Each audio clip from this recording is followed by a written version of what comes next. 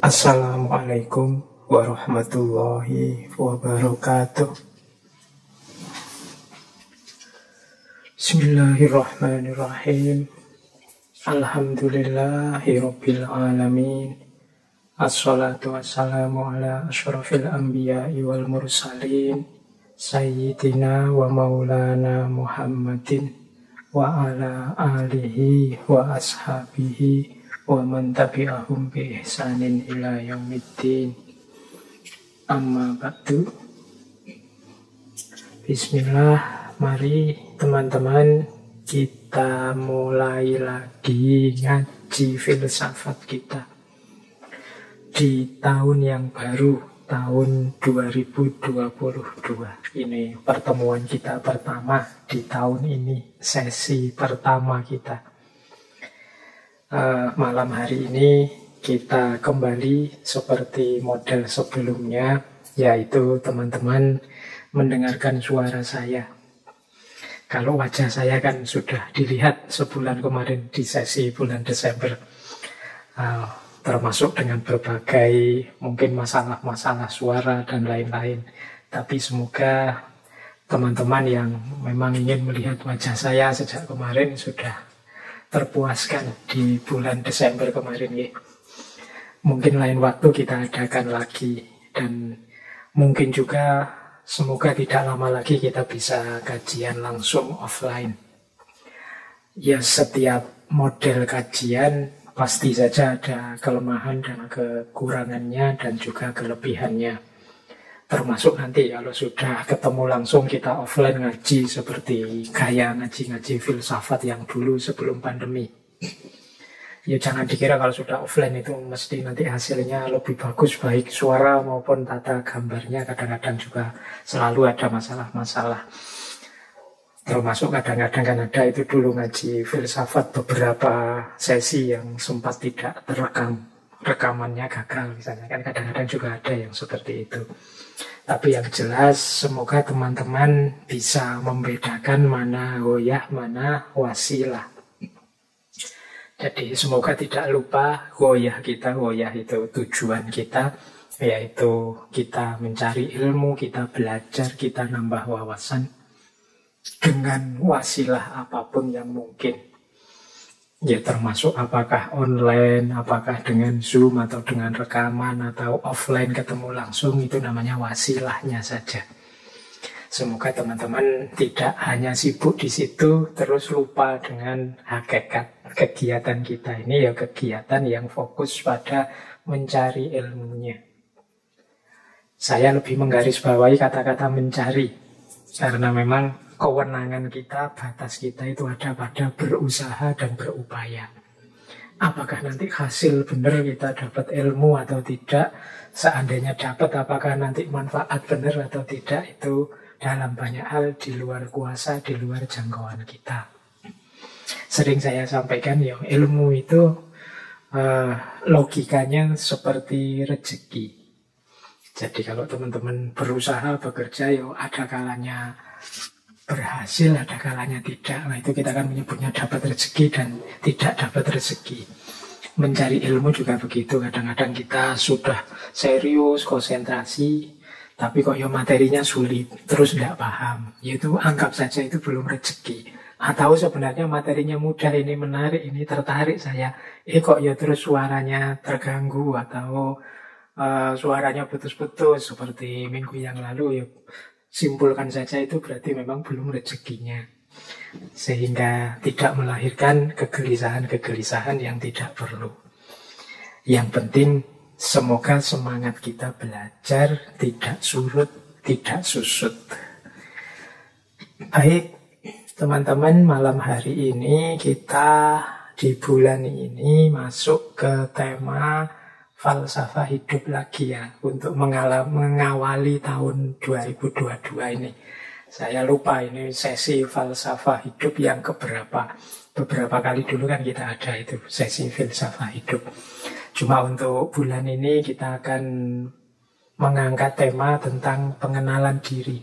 Itu seperti yang diumumkan teman-teman dari MJS ya, tema kita bulan ini judulnya Who Am I? Siapakah aku. Ini tema yang kalau dalam dunia filsafat ini tema besar. Juga tema perennial yang mungkin tidak selesai-selesai dibahas, dikejar, dicari-cari jawabannya. Termasuk oleh para filosof. Siapa sih aku ini? Apa hakikat diriku? Ada ribuan jawaban, ada banyak perspektif, banyak alternatif. Ketika manusia berusaha memahami dan memaknai dirinya. Nah, bulan ini kita belajar tema ini, meskipun nanti kita pecah jadi 4 subtema yang itu mengambil beberapa aspek tertentu. Tentu saja tidak bisa kita bahas semuanya total, sehingga nanti kita bisa paham benar siapa kita secara utuh. Wong ya ini tema yang ongoing, proses terus-menerus, tema yang tidak selesai dengan sekali, 2, 3 kali dibahas. Bahkan termasuk sumbangan-sumbangan pikiran dari para filosof pun tentang tema ini rasanya tidak ada selesainya. Menurut saya bahkan semua filosof itu sebenarnya berusaha menjawab pertanyaan ini dengan berbagai variasi isunya. Baik, berarti untuk bulan ini kita belajar tentang diri kita sebenarnya sebagai manusia. Kita awali malam hari ini kita membahas tentang identitas, atau mungkin lebih tepatnya tentang self-identity atau personal identity. Kemudian minggu depan, kalau tidak salah, kita akan membahas tentang mimpi. Kemudian minggu ketiga, kita akan membahas tentang kerja. Dan minggu terakhir, mungkin kita melakukan refleksi-refleksi diri, tidak hanya sebagai pribadi, tapi sebagai generasi. Kemarin sudah saya sampaikan juga ke teman-teman MCS ya, untuk ngaji filsafat kita kembali ke model yang lama seperti ini. Tapi nanti boleh kalau ada teman-teman ingin bertanya, sampaikan saja pada teman-teman takmir, dan juga mungkin disampaikan kalau di YouTube ya sampaikan saja di chatnya YouTube. Nanti kalau ada waktu, paling tidak janji saya kalau ada Rabu kelima, nah itu kita bisa membahas. Kalau ada pertanyaan-pertanyaan yang masuk, mungkin formatnya bisa lewat Zoom. Jadi untuk forum tanya jawabnya nanti kita cari kalau ada sisa hari Rabu di setiap bulannya. Kalau ada Rabu yang minggu kelima. Baik, tapi kalau bulannya normal, Rabunya jumlahnya 4, ya kita istiqomah belajar ya. Jadi fokusnya memang kita istiqomah nambah wawasan dulu. Nanti pendalaman-pendalaman lewat pertanyaan atau kontekstualisasi untuk hidup teman-teman masing-masing, itu nanti bisa pelan-pelan dilanjutkan. Tapi yang jelas visi utamanya ngaji kita ini ya untuk nambah wawasan dulu. Baik, bismillah, kita awali untuk tema kita tentang identitas diri. Ngaji kita malam hari ini saya awali dari satu aforisma yang berasal dari Yunani, yang terjemahan bahasa Indonesianya adalah kenali dirimu. Atau kalau dalam bahasa Yunani ya gnotisouton. Ini satu kata yang luar biasa maknanya.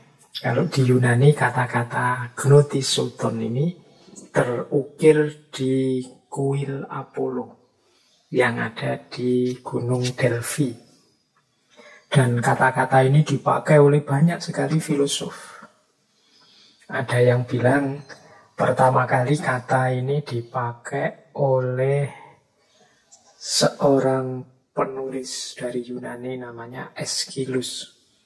Ada yang bilang ini dipopulerkan secara mendalam luar biasa oleh Socrates. Dilanjutkan oleh muridnya Plato. Dan nanti banyak lagi tokoh-tokoh yang menggunakan kalimat ini. Misalnya para filosof seperti Peter Abelard, Thomas Hobbes, kemudian Benjamin Franklin, Rousseau, Ralph Waldo Emerson, dan lain-lain. Banyak tokoh-tokoh filosof yang menggunakan kata-kata ini. Karena memang ini tema kunci kalau dalam kajian filsafat. Jadi tema mengenali diri. Kalau dalam Islam kan teman-teman sering sekali mendengar aforisma man arofa nafsahu arofa robbahu. Itu kan juga tema tentang bagaimana kita dituntut untuk mengenali diri kita. Jadi tema pengenalan diri ini salah satu tema kunci dalam filsafat, bahkan sejak lahirnya filsafat di Yunani. Ya teman-teman pastinya sudah sangat sering mendengar saya membincangkan tentang pentingnya mengenali diri. Bahkan dalam tahun lalu saya ingat akhir tahun 2020 kita mengangkat tema muhasabah misalnya. Muhasabah itu kan mengenali kembali diri, memahami kelebihan, kekuatan, kekurangan kita dan lain sebagainya. Apalagi ini awal tahun. Makanya yuk kita awali dengan bagaimana kita memahami diri. Ada satu quote yang menurut saya menarik tentang memahami diri ini dari Goethe. Ini saya ambil satu saja untuk mungkin merefresh pemahaman kita betapa pentingnya aspek memahami diri. Jadi kata Goethe, one must be something in order to do something. Seseorang harus menjadi sesuatu agar bisa melakukan sesuatu. Nah, ini kan kalau dimaknai secara luas itu ya kita ini harus sesuatu dulu sebelum bisa melakukan sesuatu. Sesuatu dulu itu kan pertama-tama kita harus paham, kita harus kenal kita itu apa, kita itu siapa. Jadi kita bisa menunjuk satu barang misalnya bantal, itu kan karena kita tahu itu bantal. Kita tahu itu kursi, kita tahu ini laptop, kita tahu itu HP, itu kan karena kita paham tentang kesesuatuan itu. Nah, maka kita juga begitu. Kita juga harus kenal kesesuatuan kita. Kalau manusia mungkin bukan sesuatu, kesiapaan kita. Tujuannya apa kalau kalimatnya Goethe tadi? Agar kita bisa to do something, bisa melakukan sesuatu. Ya kayak tadi misalnya saya contohkan, saya tahu kok kalau ini bantal. Ketika saya tahu bantal kan, terus saya ngerti benar bagaimana barang ini saya manfaatkan. Mungkin untuk alas tidur atau alas duduk, untuk bersandar. Karena aku paham gunanya barang ini. Aku paham karena aku ngerti identitasnya, ngerti statusnya. Nah, itu namanya be something, kita tahu kesesuatuannya. Nah, kita juga begitu. Kita harus kenal diri kita, siapa kita, apa kita. Sehingga kita tahu apa yang harus kita lakukan. Sehingga kita tahu bagaimana kita harus bertindak, berpikir, berperilaku. Inilah sebenarnya quotes ini menegaskan pentingnya kita tahu diri kita, pentingnya kita paham identitas kita. Misalnya, sering saya ilustrasikan ya di banyak kajian. Kita mengidentifikasi diri kita sebagai seorang mahasiswa misalnya. Loh, begitu kita paham tentang kemahasiswaan kita, kemudian kan mudah bagi kita selanjutnya untuk apa yang harus saya lakukan, apa yang jangan saya lakukan. Karena aku ini mahasiswa. Oh, aku ini seorang kakak. Kalau di rumah ada adik-adik. Nah, ini kan kita nanti jelas apa yang harus saya lakukan, apa yang jangan saya lakukan di rumah. Dengan mengidentifikasi statusku sebagai kakak.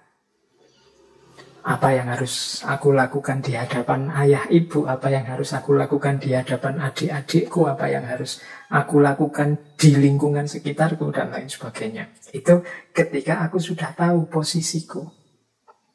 Ketika aku sadar siapa aku. Maka one must be something in order to do something. Orang harus kenal dirinya, baru dia jelas apa yang harus dia lakukan. Hari ini banyak orang yang kesulitan mengidentifikasi dirinya, memahami posisi dan porsi hidupnya. Akhirnya dia sulit mengenali dirinya. Yang bisa dilakukan hanya ikut arus ke utara, ke selatan, yang lain ke utara, ikut ke utara, yang lain ke selatan, ikut ke selatan. Tidak punya pendirian, tidak punya patokan. Aku ini siapa, maka yang harus aku lakukan apa. Sehingga kadang-kadang, ini nyuwun sewu, kadang-kadang ada orang itu yang makomnya masih murid tapi gayanya kayak guru. Makomnya masih awam tapi gayanya kayak orang alim. Atau sebaliknya, harusnya dia orang pinter, orang alim, tapi kok Gayanya kayak orang nggak tahu apa-apa, nggak peduli kiri kanan dan lain sebagainya. Padahal dia harusnya yang memberi petunjuk pada umatnya dan lain sebagainya. Ini menurut saya pentingnya orang sadar dan paham dirinya. Dengan kita kenali diri kita pahami identitas kita, di sanalah jelas bagi kita selanjutnya apa yang harus kita lakukan dan apa yang jangan kita lakukan. Mana yang wajib jadi tanggung jawab kita dan mana yang ini tidak seharusnya saya lakukan. Nah, oke. Kalau teman-teman nanti bekerja di perusahaan, di lembaga, di organisasi apapun, itu kan juga harus jelas. Ini saya posisinya apa, tugasku apa. Jadi job description-ku apa sesuai dengan jabatan yang aku emban. Kalau di kampus misalnya, kalau dekan itu tugasnya ini. Kalau ketua jurusan, ketua program studi itu tugasnya ini. Kalau yang staff tugasnya ini dan lain sebagainya. Itu kan dia bisa melakukan tugasnya ketika tahu posisinya apa. Inilah pentingnya orang mengenali dirinya. Paham status dan identitasnya. Baik, kita lanjutkan. Nah, sekarang kita awali dari definisinya.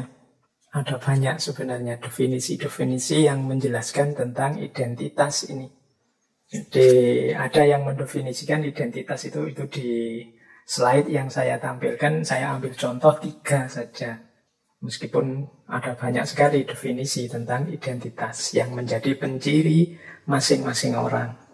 Identitas itu adalah satu konsepsi diri, hasil refleksi kita, atau satu citra diri yang kita simpulkan dengan dasar tertentu. Misalnya dengan dasar keluarga, dengan dasar gender, dengan dasar budaya, dengan dasar etnis, dan lain sebagainya. Ini identitas. Maksudnya definisi ini, identitas itu citra diri kita, konsep kita tentang diri kita. Yang itu kita ambil biasanya itu dari berbagai sumber. Misalnya, saya itu dari keluarga ini loh, saya itu terahnya ini loh, saya masih keturunan ini loh. Nah, ini menegaskan identitas berdasarkan keluarga. Atau berdasarkan etnis. Saya orang Jawa, saya Sunda, saya Bugis, saya Madura, dan lain sebagainya.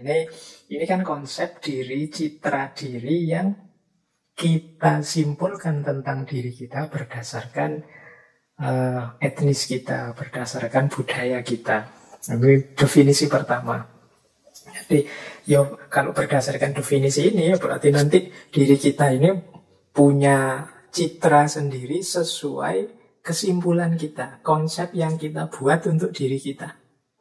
Saya itu Muslim, Indonesia, Jawa. Nah, ini kan konsep kita tentang diri kita. Jadi karena Jawa itu gaya saya begini, karena Muslim yang saya lakukan ini, karena Indonesia yang saya perbuat dan aktivitas saya ya tentang ini dan lain sebagainya. Nah, ini definisi pertama.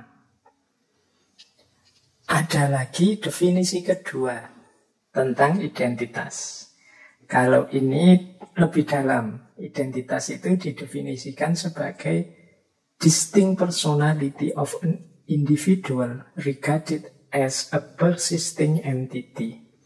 Jadi kepribadian itu satu personalitas, identitas itu satu kepribadian yang khusus dari seseorang yang dianggap sebagai sesuatu yang menetap. Kalau tadi yang di definisi pertama, identitas itu kan sesuatu hasil relasi kita dengan yang di luar diri.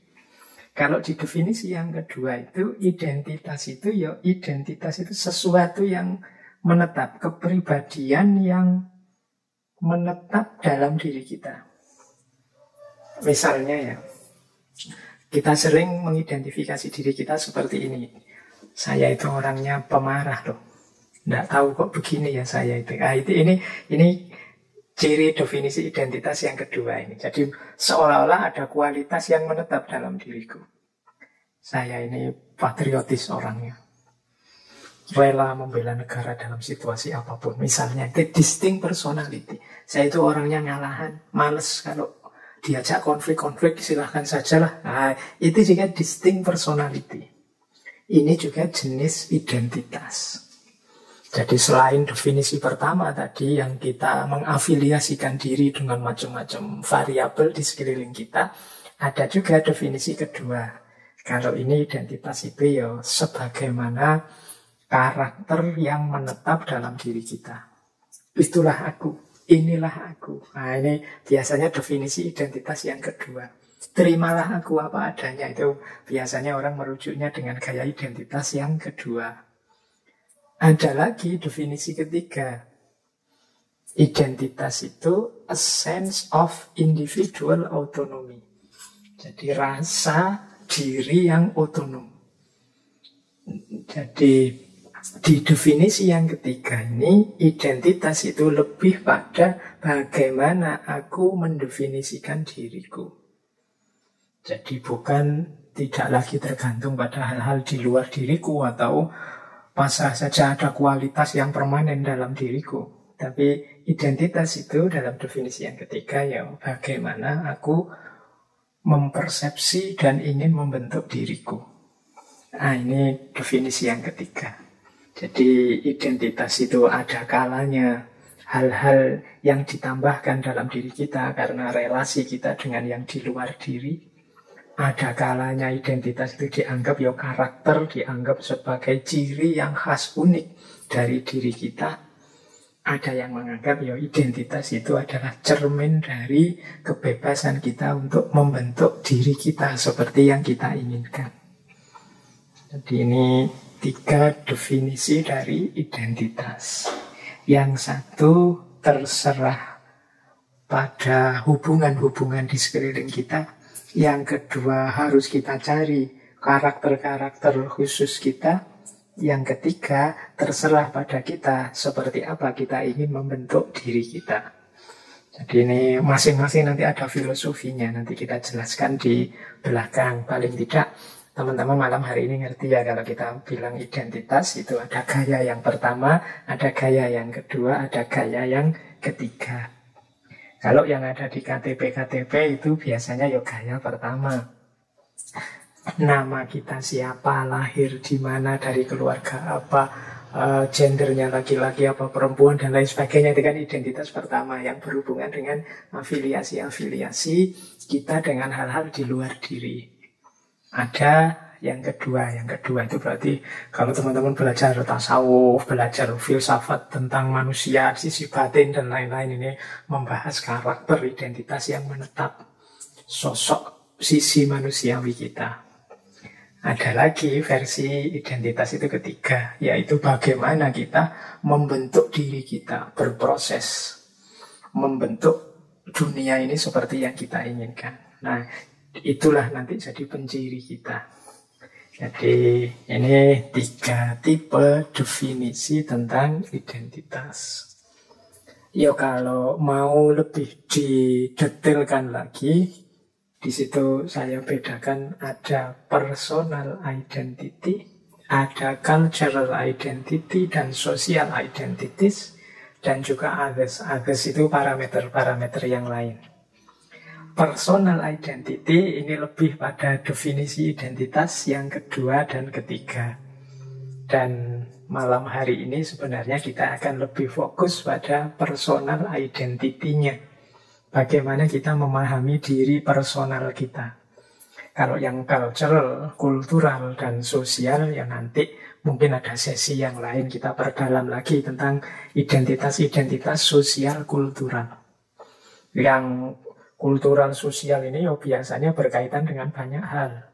Ada istilah racial identity. Racial identity itu ya identitas ras kita atau mungkin etnik kita, termasuk national identity, identitas nasional kita sebagai bangsa Indonesia misalnya, atau regional identity, atau organisational identity.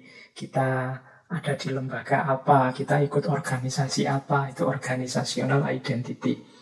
Bahkan hari ini ada cyber atau fantasi identity, identitas fantasi, identitas cyber. Ini menarik untuk kita bahas ya kapan-kapan.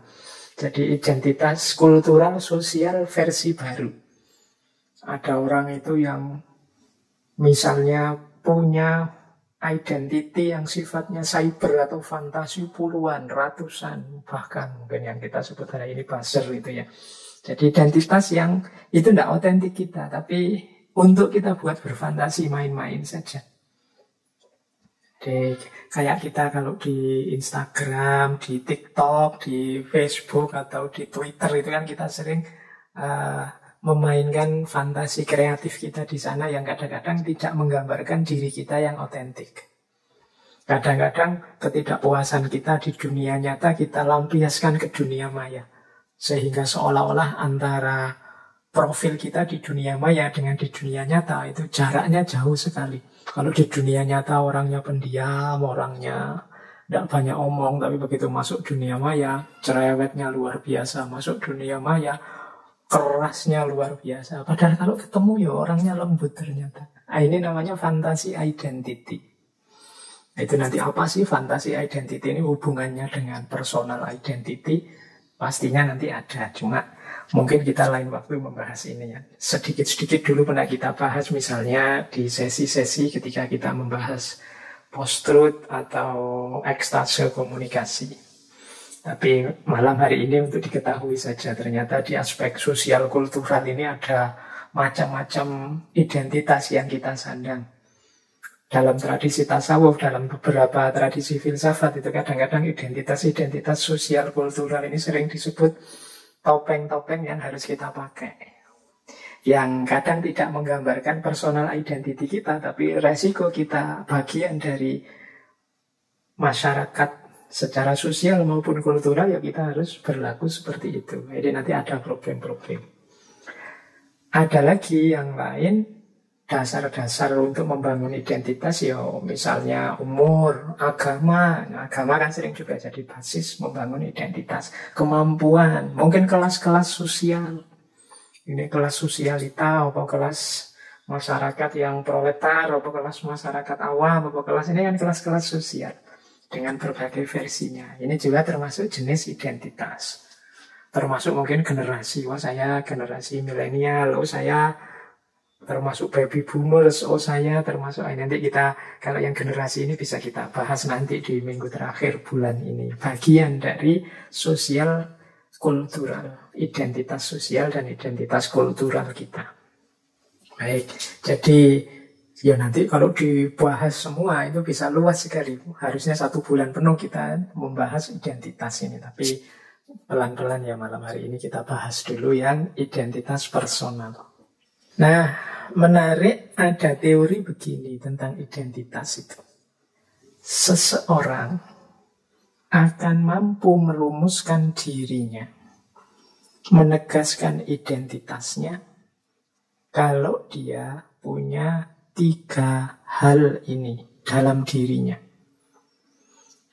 Yang pertama self-esteem, yang kedua self-worth, yang ketiga self-opinion. Self-esteem itu kadang-kadang kita terjemahkan sebagai kebanggaan diri. Maksudnya apa sih self-esteem itu? Ya kita ini punya pandangan, punya pemikiran, punya passion tentang diri kita. Jadi orang itu ngerti dirinya. Orang itu bisa memahami dirinya. Nah, orang yang ngerti dan memahami diri ini kan kemudian dia punya kebanggaan terhadap dirinya. Kebanggaan diri nanti bisa melahirkan self-love, rasa cinta pada dirinya. Ini kita bahas bulan yang lalu. Yang kedua apa? Self-worth. Self-worth itu menilai, menghargai dirinya sendiri. Jadi cara kita menghargai diri, itu namanya self-worth. Yang ketiga self-opinion. Self-opinion itu bagaimana kita menilai diri kita. Jadi kita punya nilai, kita punya judgment. Misalnya, oh saya itu orangnya sebenarnya sabar kok kalau kalian tidak keterlaluan. Saya itu orangnya easy going saja, yuk jalan saja. Ini namanya self-opinion. Jadi punya persepsi tentang diri sendiri, self-opinion, punya nilai penghargaan terhadap diri sendiri, dan punya kebanggaan terhadap diri sendiri. ini akan jadi variabel, ini akan jadi basis bagi pembangunan identitas diri. Ya tidak mungkin kita bisa menegaskan diri kita, menegaskan keberadaan kita, kalau kita tidak kenal siapa diri kita, kalau kita tidak menghargai diri kita, kalau kita tidak bangga tentang diri kita. Ya, awalnya bangga itu ya mestinya ya ngerti dan menghargai. Ini nanti jadi dasar self-esteem, self-worth, dan self-opinion. Di awal tadi ada quotes dari Goethe tadi, orang yang mudahnya artinya kan orang yang punya identitas baru dia bisa bergerak. Nah, untuk bisa punya identitas ya syaratnya ada 3 aspek ini. Kalau tidak, kalau orang tidak punya identitas, Pak, tidak punya 3 ini, Pak, misalnya tidak punya self-esteem, tidak punya self-worth, tidak punya self-opinion, ya kalau dari quotes tadi bisa disimpulkan dia sulit untuk menjadi sesuatu atau melakukan sesuatu. Nah, di situ saya gambarkan ya bagaimana orang yang tidak punya self-esteem misalnya, tidak punya konsep, tidak punya kebanggaan, tidak punya nilai tentang dirinya. Misalnya orang yang menganggap dirinya rendah, menganggap dirinya tidak penting, alah siapa sih aku ini, dan lain sebagainya. Dalam makna yang sebenarnya ya bukan sekedar untuk rendah hati atau menghargai perasaan orang lain demi sopan santun. Kadang-kadang kan kita memang apalah saya ini, tapi itu demi sopan santun saja sih ya. Aslinya saya tidak begitu ya, saya ngerti saya punya kemampuan, punya kapasitas. Ya kalau demi etika sopan santun tidak masalah, tapi jangan sampai kita benar-benar tidak punya nilai, tidak punya kebanggaan, tidak punya respect terhadap diri kita sendiri. Karena pasti itu akan jadi awal kegagalan kita. Coba dilihat lingkaran itu. Itu saya gambarkan lingkaran orang mengenali dirinya. Kalau orang low self-esteem, orang yang kebanggaan dirinya rendah, itu biasanya dia negatif expectation, expectancies. Jadi harapan-harapannya serba negatif. Orang yang tidak percaya diri, tidak respect terhadap dirinya, tidak menganggap dirinya bernilai, itu kan dia merasa tidak bisa apa-apa. Dia merasa tidak mampu apa-apa. Dia merasa tidak mungkin menghasilkan apa-apa.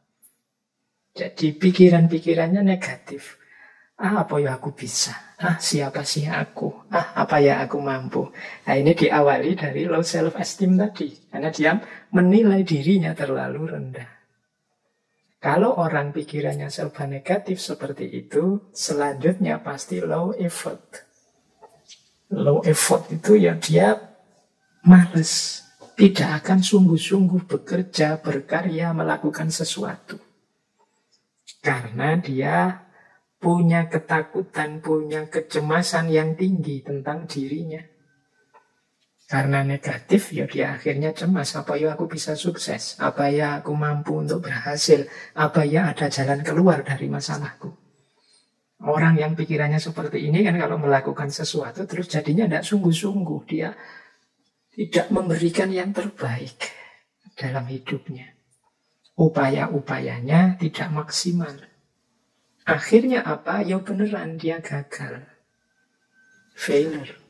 Jadi beneran dia tidak bisa, beneran dia tidak produktif, beneran dia tidak berhasil. Kenapa? Wong dia tidak sungguh-sungguh. Kenapa tadi tidak sungguh-sungguh? Karena pikirannya negatif, serba cemas, serba takut. Kenapa dia negatif, serba cemas, serba takut? Karena dia tidak bangga dengan dirinya. Dia menilai dirinya terlalu rendah. Pada akhirnya kalau sudah gagal, self-blame. Mencela dirinya sendiri, mengutuki dirinya sendiri, apalagi memaki dirinya sendiri. Hasilnya apa kalau sudah self-blame? Tambah rendah diri, tambah minder, tambah low, tambah rendah self-esteem-nya. Tambah rendah ya tambah negatif pikirannya, tambah penuh kecemasan, tambah penuh ketakutan. Akhirnya tambah tidak maksimal dalam bekerja, kegagalannya bertambah lagi. Nah, disinilah kuncinya nanti. Kenapa sih Pak kok repot-repot membahas identitas lah, membahas hakikat diri lah.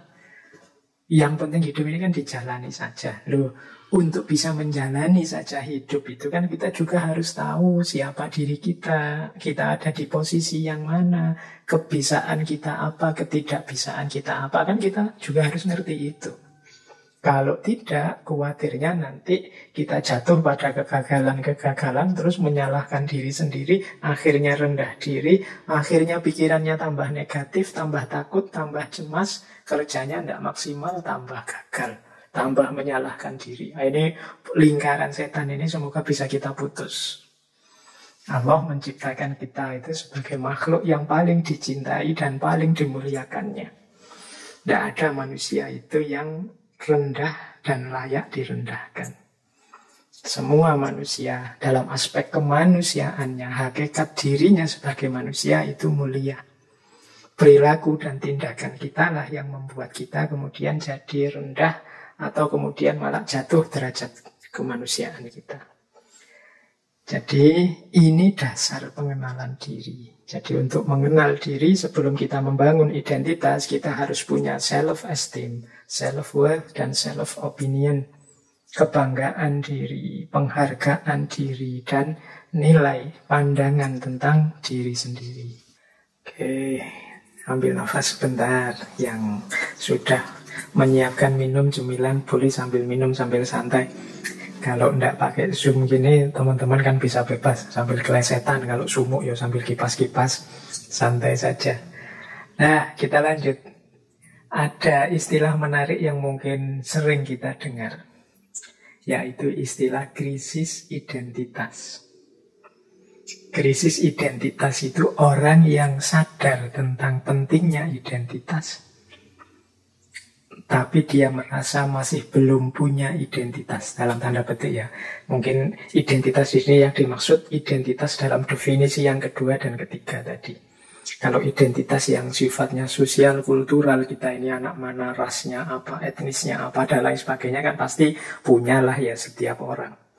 Tapi krisis identitas di sini dalam definisi yang kedua, yaitu siapa sih aku ini hakikatnya. Aku ini bisa apa? Aku ini kemampuanku apa? Keistimewaanku apa? Keunikanku apa? Apa yang harus aku lakukan? Nah, ini banyak orang yang merasa tidak mampu menjawab pertanyaan-pertanyaan ini. Itu nanti yang disebut krisis identitas. Dalam catatan saya, krisis identitas itu paling tidak cirinya ada 4. Jadi yang pertama, krisis identitas itu adalah ketika kita tidak pasti tentang siapa diri kita, siapa sih diriku ini. Apa artinya kehadiranku di dunia ini? Nah, ini kan teman-teman sering yang mempertanyakan seperti ini. Mengapa Allah menghadirkanku ke dunia ini? Kadang-kadang kalau pas patah hati itu kan ada lagu-lagu yang mengapa aku dihadirkan, kalau isinya hanya menderita, mengapa aku dilahirkan, kalau hidup hanya isinya sulit saja. Ini sebenarnya bagian dari krisis identitas. Ketika orang mengalami kekecewaan, ketika orang mengalami kegagalan, atau ketika orang gagal memahami dirinya, gagal berefleksi tentang nilai penting dirinya, terjadi krisis identitas. Ini banyak dialami biasanya oleh anak-anak muda ketika kebingungan membangun jati dirinya. Itu ciri pertama. Teman-teman boleh refleksi, pernah mengalami seperti ini atau tidak? Ya alhamdulillah kalau tidak. Yang kedua, merasa tidak nyambung dengan masyarakat, merasa asing di tengah lingkungannya. Ini juga jenis krisis identitas. Seolah-olah kita ini orang yang berbeda sama sekali dengan lingkungan sekeliling kita. Aku kok tidak cocok ya dengan tetanggaku kiri kanan, aku kok tidak cocok ya dengan masyarakatku, aku kok tidak cocok ya dengan Indonesia ini kok kayak gini. Nah, ini jenis krisis juga. Gelisah dengan situasi, gelisah dengan fakta hidup, dengan lingkungan hidupnya. Kan banyak hari ini, mungkin ada ya, saya nggak berani menyebut banyak, di antara kita yang wah, aku kok Indonesia ya, Indonesia itu kok kayak gini ya, tidak nyaman aku. Sulit menerima fakta kenyataan hidup yang harusnya ya mau tidak mau kita ini lahir di sini, hidup di sini, tanah dan air kita di sini. Tapi kita merasa tidak nyambung, tidak nyaman, tidak cocok, tidak sesuai. Ini bagian dari krisis identitas. Jadi kita merasa tidak klik, kita merasa asing. Semoga teman-teman yang ngaji filsafat tidak ada yang seperti ini. Tidak terhubung dengan lingkungan sekelilingnya. Yang ketiga, orang yang mengalami krisis identitas, di antara cirinya adalah orang yang ingin selalu dihargai dan selalu menuntut untuk diakui keberadaannya. Ini ciri ketiga. Kalau teman-teman misalnya merasa, loh aku kok dicueki terus ya, terus tertantang untuk tampil terus, aku harus muncul, harus dihargai, harus dianggap ada. Ini menunjukkan mungkin teman-teman mengalami krisis identitas. Jadi teman-teman tidak pasti tentang dirinya. Akhirnya untuk memastikan menunggu pengakuan dan penghargaan orang lain. Kita tidak yakin tentang kapasitas kedirian kita. Akhirnya kita menunggu orang lain setuju, orang lain mengakui, orang lain menghargai diri kita. Nah, kalau hari ini mungkin banyak, mungkin di antara kita yang menunggu, merasa berharga. Misalnya kalau sudah posting di medsos, terus wah yang like banyak sekali, followerku banyak sekali, yang subscribe banyak sekali. Ya. Terus kita baru, wah berarti aku ini eksis ya, aku ini ada, aku ini dihargai. Dan kita ingin terus seperti itu untuk menegaskan bahwa kita ini selalu ada dan selalu dihargai. Nah, ini ada kalanya merupakan ciri orang yang sedang krisis identitas. Dia belum mantap dengan konsep dirinya. Dia membutuhkan pengakuan, membutuhkan penghargaan yang lain tentang keberadaan dan keunikan dirinya. Nah, ini ciri yang ketiga dari krisis identitas. Ciri yang keempat, ini lanjutannya yang tadi, nomor 3 sebenarnya. Kalau yang ketiga tadi kan selalu menuntut untuk diakui dan dihargai. Yang nomor 4 ini orang yang selalu merasa dirinya sangat penting.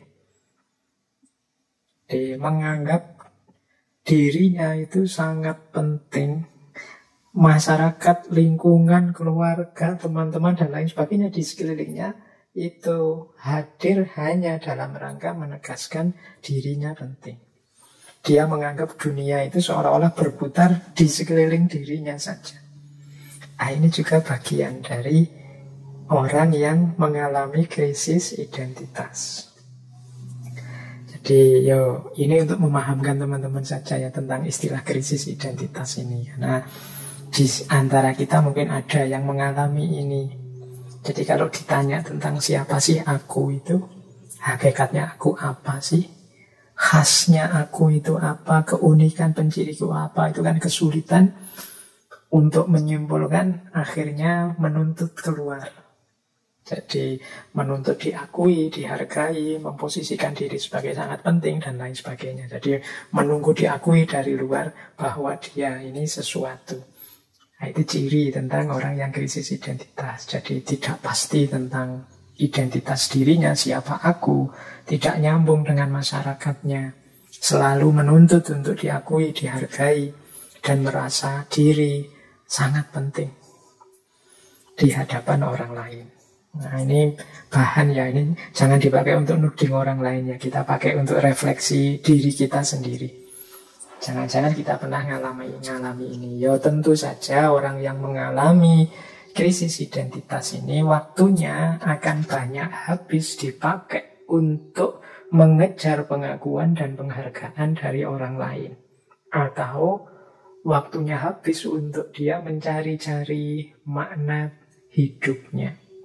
Ya, di proses ini kan nanti membuat seseorang kehilangan banyak waktu yang seharusnya mungkin bisa lebih bermanfaat. Misalnya dia sudah tahu tentang siapa aku, posisiku, apa yang harus aku lakukan, apa yang jangan aku lakukan. Ini kan belum nyampe level ini. Di tahap krisis identitas ini orang kebingungan tentang siapa dirinya. Baik, nah kita lanjutkan.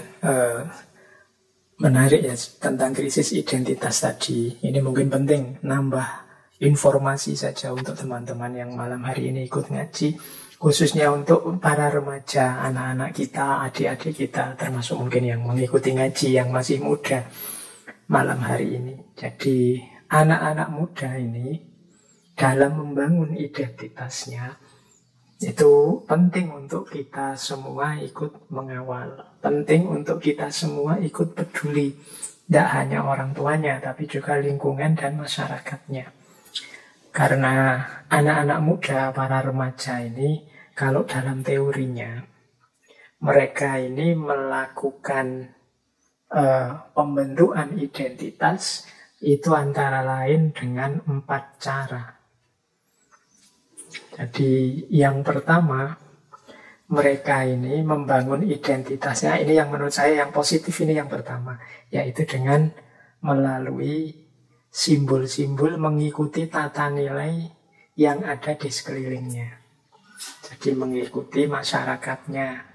Jadi kalau ini alhamdulillah kalau lingkungan dan masyarakatnya baik, dia akan mengikuti kebaikan-kebaikan itu. Jadi ini gaya pertama, semoga begini ya, mengikuti guru-gurunya, mengikuti orang tuanya, mengikuti lingkungannya yang baik. Tapi ada kalanya mereka ini melakukan yang sebaliknya. Mereka ini untuk menegaskan dirinya saat mereka mengalami krisis identitas, ketika mereka kesulitan memahami diri, sementara lingkungan dan masyarakatnya abai, tidak terlalu peduli dengan kegelisahan-kegelisahan mereka. Akhirnya apa? Banyak di antaranya yang melakukan perilaku-perilaku terlarang, perilaku-perilaku memberontak. Dalam rangka apa sih mereka melakukan hal-hal yang terlarang itu? Yang pertama, mereka ingin diakui keberadaannya, dianggap sebagai manusia yang utuh, yang dewasa. Nah, mereka mungkin punya asumsi, ya kalau saya manut saja, ikut saja, seperti selama ini, keberadaanku tidak dihitung.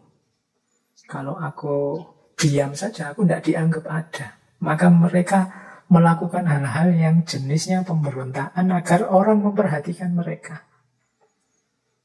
Nah, aspek ini mungkin perlu kita dalami lagi ya. Mungkin jangan-jangan kalau ada perilaku-perilaku anak-anak kita hari ini, adik-adik kita hari ini yang rasanya kok tidak ideal ya, mungkin ada yang tawuran, ada yang kemarin kalau di Jogja rame kan isu kelitih, ya memang itu harus kita selesaikan, tapi coba deh kita awali titik berangkatnya dari sini. Jangan-jangan perilaku seperti itu lahir diawali dari keabaian kita tentang mereka yang sedang mengalami krisis identitas. Jadi mereka merasa tidak diperhatikan, mereka merasa keberadaannya tidak diakui, sehingga mereka melakukan hal-hal yang menurut kita tercela, terlarang itu. Baru ketika melakukan itu semua orang melihat mereka, semua orang peduli terhadap mereka. Kemarin-kemarin tidak ada yang peduli. Nah, logika ini mungkin penting juga ya kita pertimbangkan untuk mengatasi masalah-masalah sosial yang timbul karena adik-adik kita, karena anak-anak kita. Jadi ini cara kedua, generasi muda membangun identitasnya.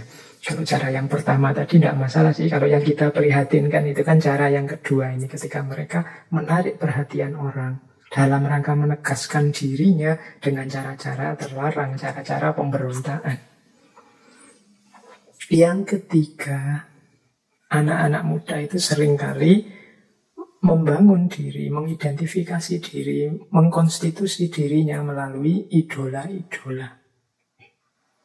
Nah, melalui idola-idola itu kan siapa yang diidolakan. Mungkin ada anak-anak muda perkotaan misalnya yang sedang gemar dengan Korea, atau yang laki-laki dengan atlet-atlet sepak bola, atau dengan ini idola-idola. Jadi mereka niru idola-idola. Kalau ini kita tidak bisa menyebut positif atau negatif, tapi semoga idola-idola itu ya idola-idola yang positif. Kalau pas idola-idolanya negatif, ya kita harus waspada. Karena itulah yang akan mereka tiru. Jadi, ya karena mereka ini kan sulit kalau diajak refleksi mendalam, wong masih remaja. Kalau diajak berkontemplasi, mendalami hidupnya, mencari hakikat, ya sulit. Yang paling mudah kalau di level usia mereka, ya meniru.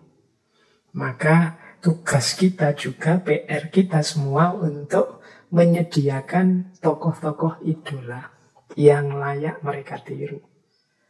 Kalau lingkungan sekeliling mereka, alternatif-alternatif idola yang tersedia, itu idola-idola yang merusak, idola-idola yang tidak relevan untuk hidup mereka, ya bisa dibayangkan konstitusi diri mereka. Jadi ini sebenarnya sisipan saja tema, karena hari ini banyak kita lihat calon-calon generasi masa depan, anak-anak muda yang harapan kita semua justru membangun dirinya, mengkonstitusi dirinya dengan hal-hal yang mungkin tidak cocok dengan ideal-ideal yang selama ini kita yakini. Ya semoga ini nanti bisa kita atasi ya, kalau ada problem-problem tentang remaja dan anak muda ini. Kalau yang sudah berumur seperti saya kan paling berapa 10-20 tahun lagi sudah selesai sebagai generasi. Tapi anak-anak ini kan masih panjang dan masa depan kita semua. Penting bagi kita untuk membangun identitas diri mereka seideal mungkin yang kita inginkan. Baik, kita lanjutkan lagi. Sekarang kita agak ke filsafatnya ya teman-teman, tentang identitas ini. Jadi nanti bagaimana sih cara kita membangun identitas, membentuk identitas? Itu kalau secara filosofis juga bergantung pada filosofi hidup masing-masing orang. Dalam catatan saya, ketika orang membangun identitas itu berhubungan dengan cara dia memahami hidup. Nah, orang memahami hidup itu secara umum, ini secara umum saja ya, ada 4 gaya. Ada gaya fatalistik, ada gaya humanistik, ada gaya dualistik, ada gaya konstruktivistik. Fatalisme, humanisme, dualisme, dan konstruktivisme. Ini kita mulai belajar filsafatnya ini.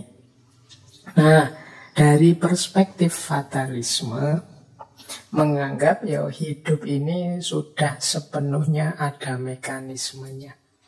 Manusia itu tidak bebas di hadapan mekanisme-mekanisme ini. Termasuk siapa aku, konstitusi diriku, dan lain sebagainya itu ya sudah ada polanya. Kalau bahasa agama ya sudah ada takdirnya sendiri-sendiri. Nah, bagi orang yang perspektifnya fatalistik ini, ya dia isinya hidupnya adalah pasrah saja. Jadi kalau ada orang yang, Pak, saya mengalir saja, Pak, saya ikuti aliran hidup ini seperti apa. Nah, gaya seperti ini namanya gaya fatalistik. Ini saya tidak ngomong mana yang lebih benar, mana yang salah, mana yang pas ya. Ini perbedaan persepsi tentang hidup. Ada orang yang persepsinya fatalistik, sehingga dia gayanya cenderung pasrah saja. Kok bisa ya Pak ada orang yang gayanya fatalistik misalnya? Ya mungkin saja wong setiap orang itu sesuai dengan konstruksi sejarahnya masing-masing. Saya kasih contoh ya, misalnya kenapa kok ada orang fatalistik? Dalam ilmu kalam itu ada analisis misalnya tentang kenapa sih ajaran-ajaran, kalau dalam Islam itu ya Jabariyah misalnya. Jabariyah itu kan bahasa Arabnya dari fatalisme. Bahwa orang itu bisanya ya pasrah saja pada Tuhan. Kenapa ajaran ini bisa hidup misalnya di Timur Tengah zaman dulu misalnya. Nah, itu ada analisis begini, karena konstruksi geografisnya Timur Tengah itu, di situ kan banyak padang pasir, banyak. Jadi secara geografis itu manusia itu benar-benar tidak berdaya di hadapan alam. Kalau orang di padang pasir itu kalau kena badai pasir, kalau pas tidak ada air dan lain sebagainya, itu kan situasi yang tidak ramah untuk manusia. Berhadapan dengan situasi-situasi semacam itu terus-menerus, ya manusia kemudian cenderung pasrah. Ya mau gimana lagi kalau sudah situasinya begitu, geografinya begitu. Nah, ini sehingga ideologi seperti itu, pandangan seperti itu di sana hidup, diterima. Mungkin ini bisa dianalisis juga mengapa geografisnya Jawa itu seperti apa, kehidupan sosialnya masyarakat Jawa seperti apa, sehingga gaya hidupnya kok seperti itu. Nah, kembali pada identitas tadi, berarti ada orang yang memang pasrah saja, tidak pernah merenung dalam, berpikir serius tentang bagaimana aku harus mengkonstitusi diriku, membangun identitasku. Ini gaya fatalistik.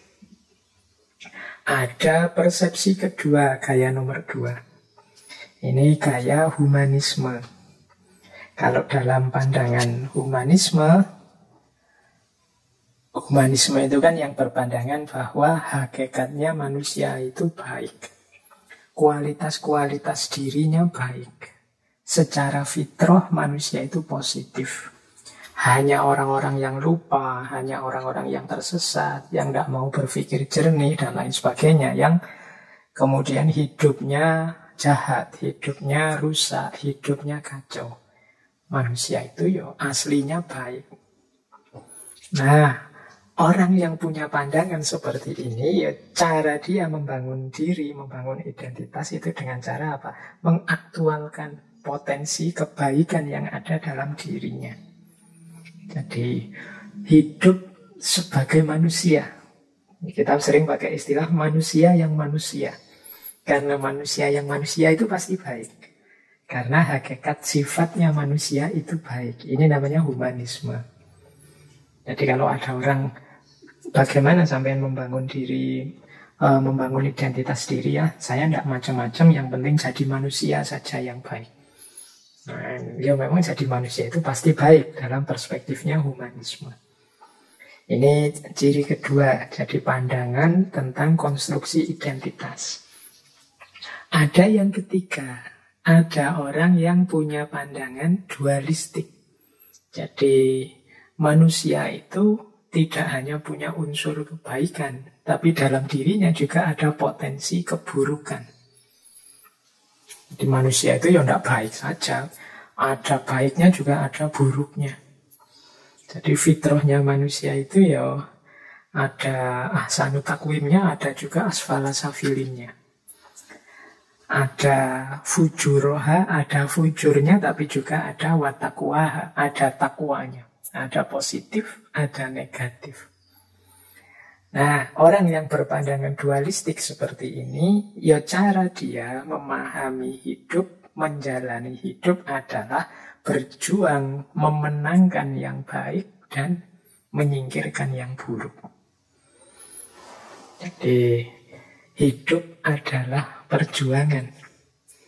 Hidup adalah mengalahkan yang negatif dan memenangkan yang positif. Ini gaya dualisme. Jadi yang dianggap negatif itu disingkirkan, dikalahkan. Bahkan ada sampai mengalahkan sisi diri kita yang negatif.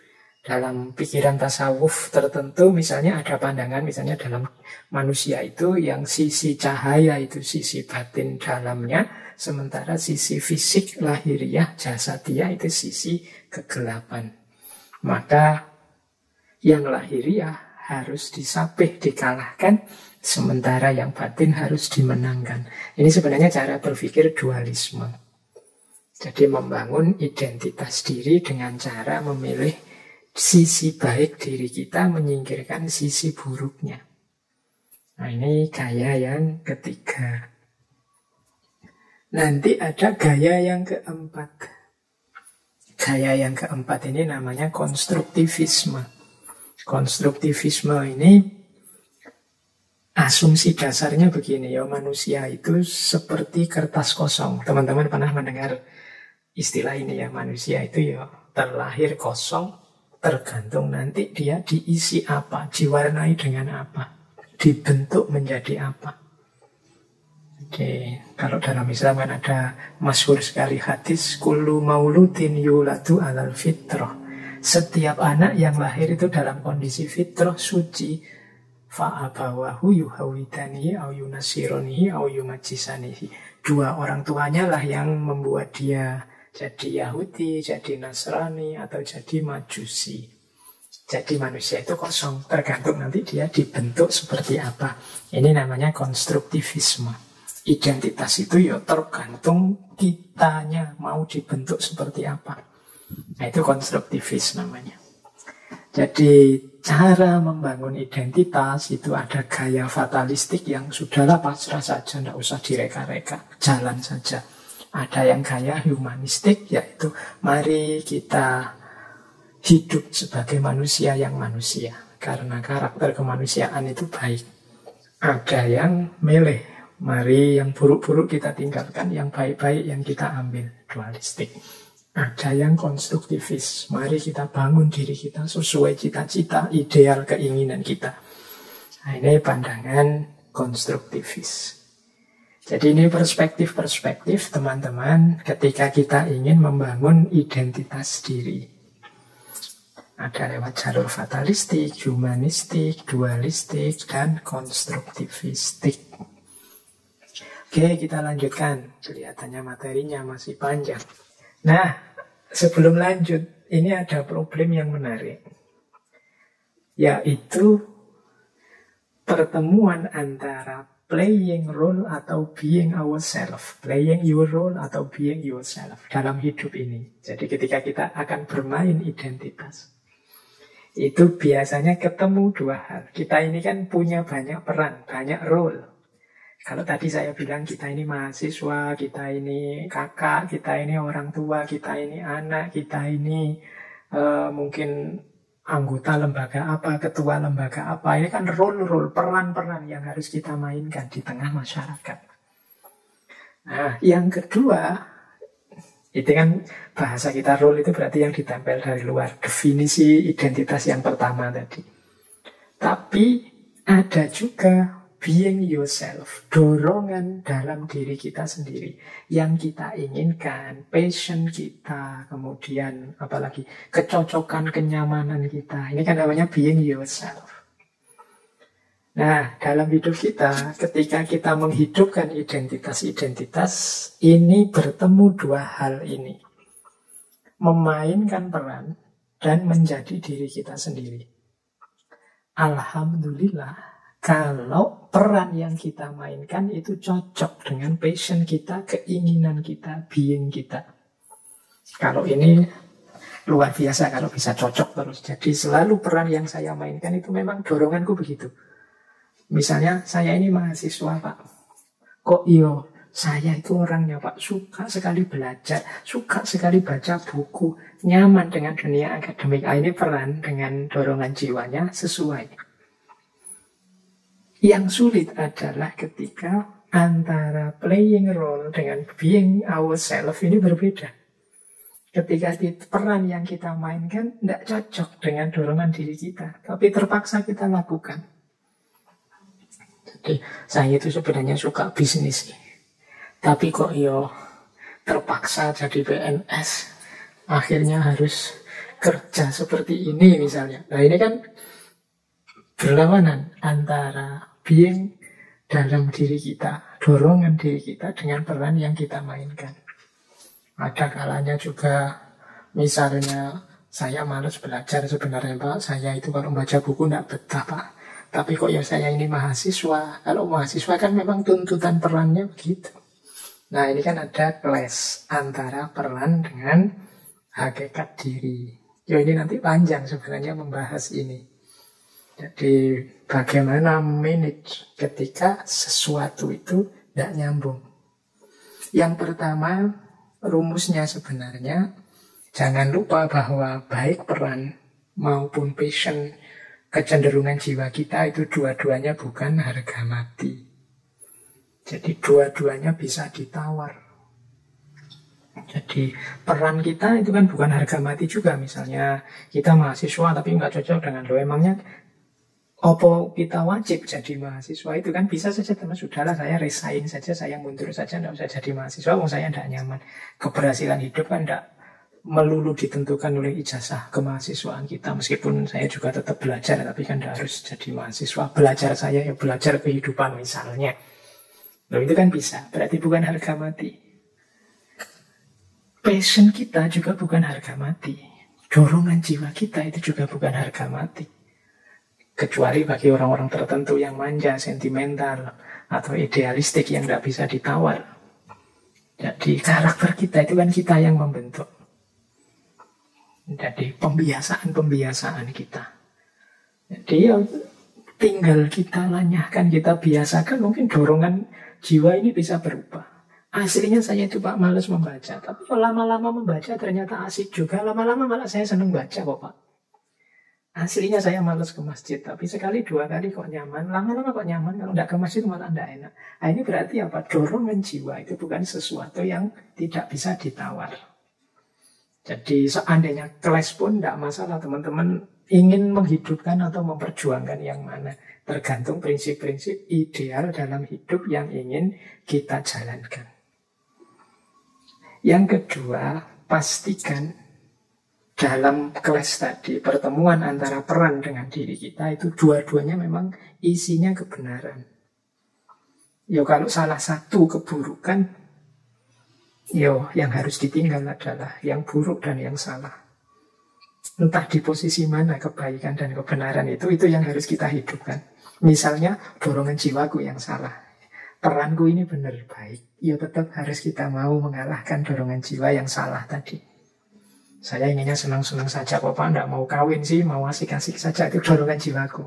Tapi kan sebagai seorang yang beradab, sebagai seorang yang beragama kan saya tidak boleh begitu. Itu kan peran adab di tengah masyarakat, peran agama, role sebagai orang beragama yang harus kita jalankan. Kalau dalam posisi ini kan kelihatan peran kita yang positif, baik, benar. Sementara dorongan jiwa kita yang ingin senang-senang saja itu tidak sesuatu yang positif. Berarti apa? Yang menangkanlah yang positif, yang baik. Kalau dua-duanya sama-sama baik gimana Pak? Dua-duanya sama-sama positif, ya silahkan saja dipilih. Mana yang diberati, berarti milih mana saja ya benar. Dan tidak masalah, wong dua-duanya bukan harga mati. Jadi mungkin ini diskusinya bisa panjang. Silahkan nanti setelah ini teman-teman bikin diskusi-diskusi sendiri tentang bagaimana menyeimbangkan peran-peran yang harus kita mainkan dalam hidup dengan dorongan jiwa kita sendiri. Jadi identitas-identitas relasional kita sebagai orang Indonesia, sebagai seorang Muslim, sebagai orang Jawa, sebagai mahasiswa, sebagai kakak, sebagai warga masyarakat, dan lain sebagainya. Ini kan peran-peran identitas yang harus kita mainkan dengan diri kita sendiri. Dorongan jiwa, passion kita, hasrat cita-cita, ideal kita, dan lain sebagainya. Ini problem umum yang dialami dan dirasakan setiap orang. Baik, itu beberapa problem filosofis tentang identitas. Kita lanjutkan lagi. Ini lebih dalam lagi, filsafatnya. Jadi ada teori begini kalau dalam filsafat ini. Kalau dalam filsafat ini namanya problem mind and body. Biasanya ada di philosophy of mind. Bagaimana orang menghayati identitas dirinya, identitas personalnya. Dalam dunia filsafat itu ada pertanyaan seperti ini. Mungkin teman-teman kalau ada waktu boleh ikut-ikutan mikir. Jadi yang pertama begini, pertanyaannya, apakah dirimu orang yang sama dengan dirimu 5 detik yang lalu, atau dengan dirimu tadi malam, atau dengan dirimu tahun lalu 2021 misalnya. Saya yang ngomong tadi 1 jaman yang lalu waktu buka ngaji dengan saya sekarang di menit 1 jam lebih kajian ini masih orang yang sama atau sudah berubah? Ada perubahan enggak? Atau ya itu masih orang yang sama sih? Cara membuktikannya gimana kalau saya itu masih orang yang sama atau sudah berubah? Nah, apa sih buktinya bahwa kita ini orang yang sama terus-menerus? Kalau saya Faiz, ini Faiz yang sama dengan yang dulu ngaji filsafat di awal tahun 2013, apa sudah Faiz yang berbeda? Ketika ngaji filsafat sudah 300 sekian serinya. Teman-teman boleh bertanya begitu, aku ini orang yang sama ketika dulu lulus SMA atau sudah berubah? Kalau berubah apanya? Kalau tidak berubah apanya? Kalau berubah apa aku masih bisa dipanggil Faiz sebagaimana yang dulu? Apa aku ini orang yang sama atau tidak? Bagaimana kita bisa tahu bahwa kita ini orang yang sama? Ketika kita mau tidur terus bangun lagi, itu membuktikan bahwa yang bangun ini ya orang yang tadi tidur itu apa? Nah, ini buktinya mana? Nah, ini problem philosophy of mind kalau dalam filsafat. Ya teori-teorinya banyak. Ini saya jelaskan agak cepat ya karena pertimbangan waktu. Mungkin teman-teman silahkan mendalami. Ada beberapa teori untuk yang diberikan oleh para filosof untuk menjawab pertanyaan ini. Misalnya ada yang punya pandangan begini. Teori yang pertama ini namanya illusion theory. Teori ilusi. Kata teori ini tidak ada diri yang tetap sepanjang waktu. Kita ini berubah dari satu waktu ke waktu selanjutnya dan terus berubah menjadi pribadi yang baru. Nah, kalau kita menganggap bahwa ada sesuatu yang tetap dan sama dalam diri kita, itu ilusi saja. Itu namanya illusion theory. Jadi menurut teori illusion theory ini ya orang itu berubah terus. Kalau kita menganggap yang kita hadapi adalah orang yang sama dengan kemarin, itu ilusi dalam pikiran kita saja. Hakikatnya dia berubah. Bahkan ada argumennya, kalau secara fisik kan manusia pasti juga berubah. Saya mungkin 20 tahun yang lalu ya rambutku masih hitam, sekarang banyak ya hampir semua putih. Saya sekian tahun yang lalu mungkin lebih gemuk atau lebih kurus dan lain sebagainya. Dan mungkin sekarang lebih ringkih, dulu lebih tangguh dan lain sebagainya. Secara fisik manusia pasti berubah. Kalau ini kan mudah membuktikannya. Dulu teman-teman waktu SD tidak punya kumis, sekarang punya kumis. Kalau fisik sederhana, jadi pasti kelihatan perubahannya. Bahkan ada teori setiap 7 tahun sekali tampilan fisik seseorang itu sepenuhnya mengalami perubahan. Bolehlah teman-teman nanti membandingkan foto-foto kita 7 tahun yang lalu misalnya. Coba dicek terus berkaca sekarang. Kira-kira ada perubahan apa? Kalau di teorinya sih begitu. Kemudian pikiran apalagi, perasaan apalagi, persepsi apalagi, cara memandang hidup apalagi. Ini pasti juga berubah. Nah, teori yang pertama ini namanya illusion teori. Ini bisa ditemukan misalnya dalam gagasannya David Hume, Heraclitus, William James, termasuk Buddha. Dengan dalam Buddhisme kan ada konsep anicca, ada konsep anatta, ketidakkekalan, ketiadaan aku. Bahwa aku yang konsisten sepanjang waktu itu sebenarnya tidak ada. Yang ada itu aku yang berubah terus-menerus setiap waktu, setiap detik. Aku ini tidak sama loh dengan aku yang dulu. Jadi kalau teman-teman lagi gegeran dengan pacarnya kan biasanya sering digugat begitu. Kamu kok sekarang berubah, tidak seperti yang dulu. Loh memang manusia itu hakikatnya berubah.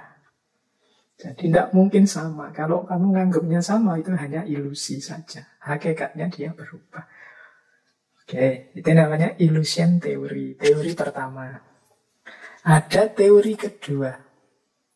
Teori kedua ini namanya body theory atau kadang disebut physical continuity.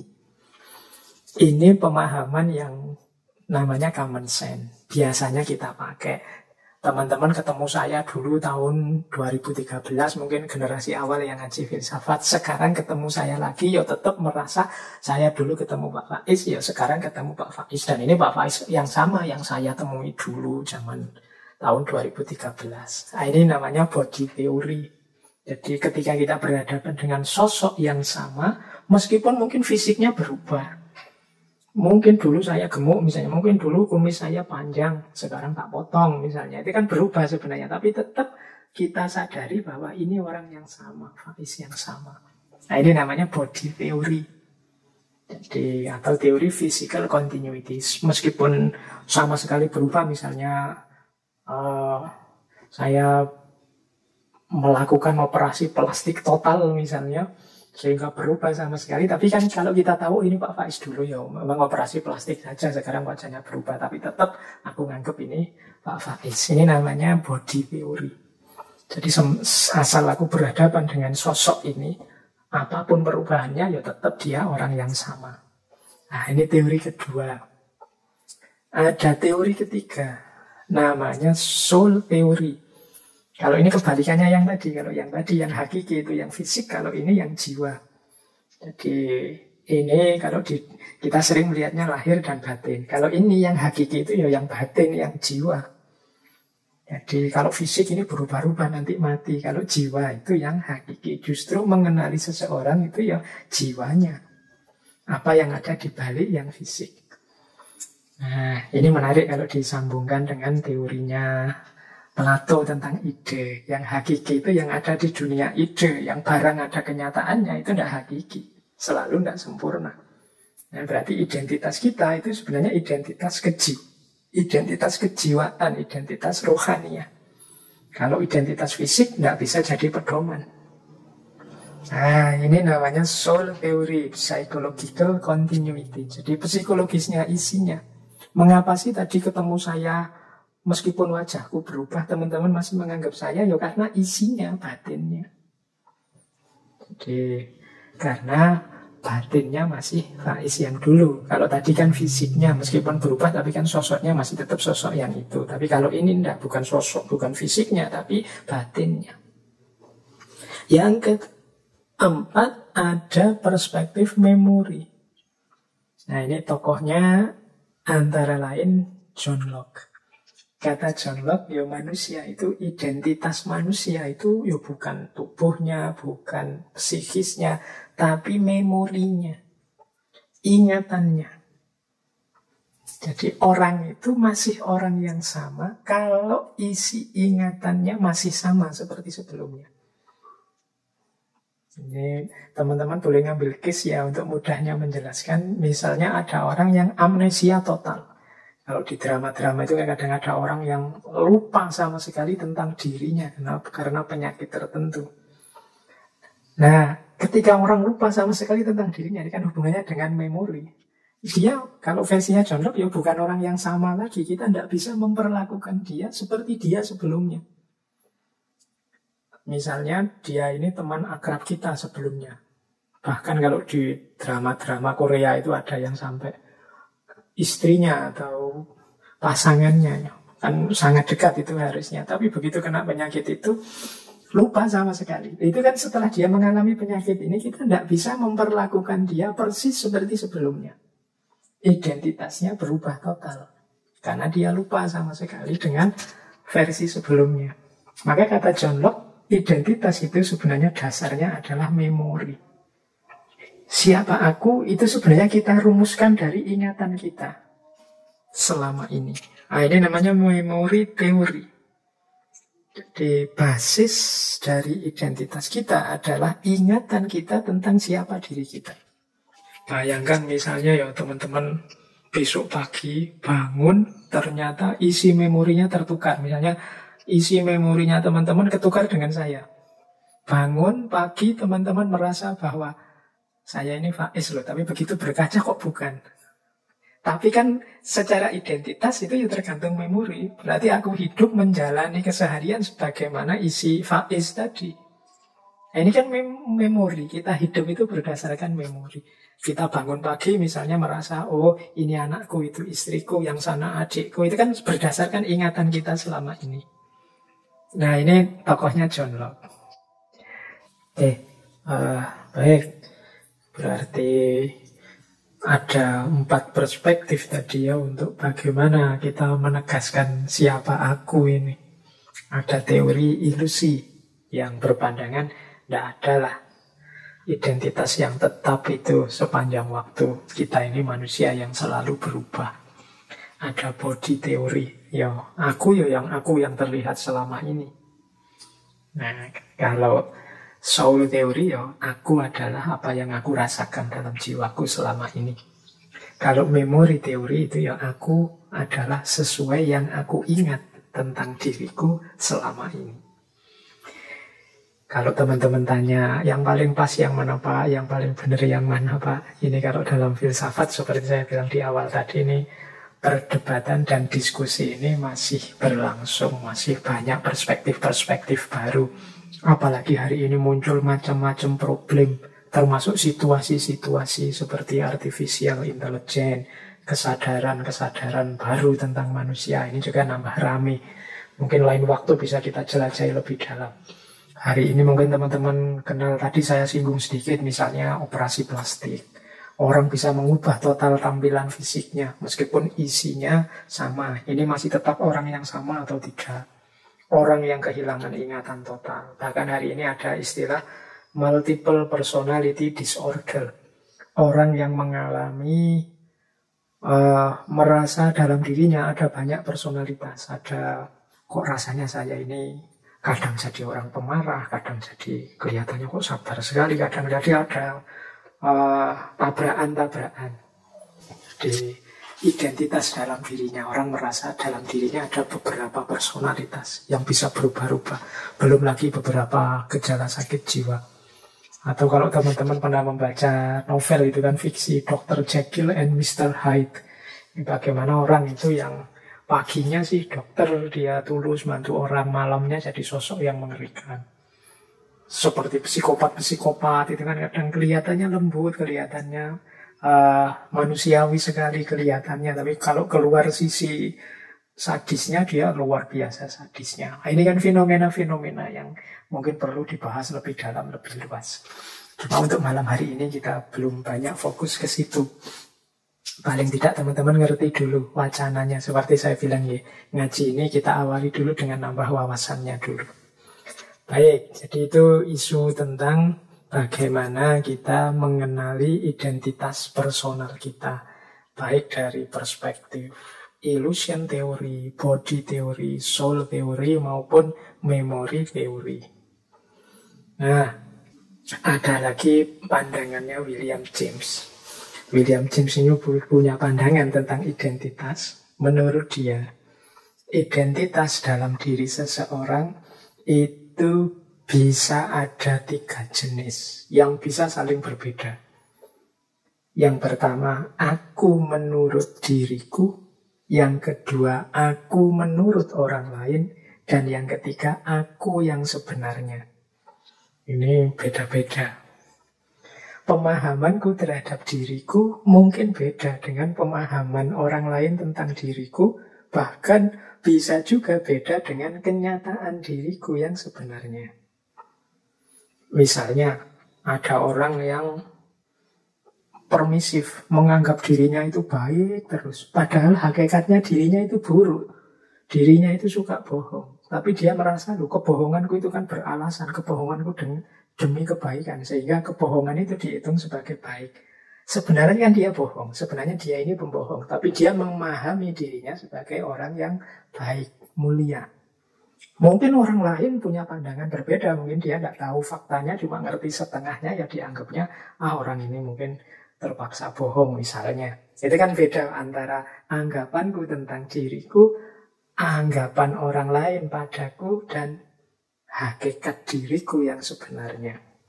Maka kata William James, ketika 2 orang bertemu, itu sebenarnya ada 6 orang yang hadir.